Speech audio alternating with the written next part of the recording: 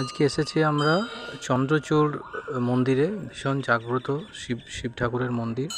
এটা আসানসোলের কাছে, নিয়ামতপুরের কাছে, হাইওয়ের ঠিক পাশে, খুব জাগ্রত। তো আজকে আমরা এসেছি এখানে।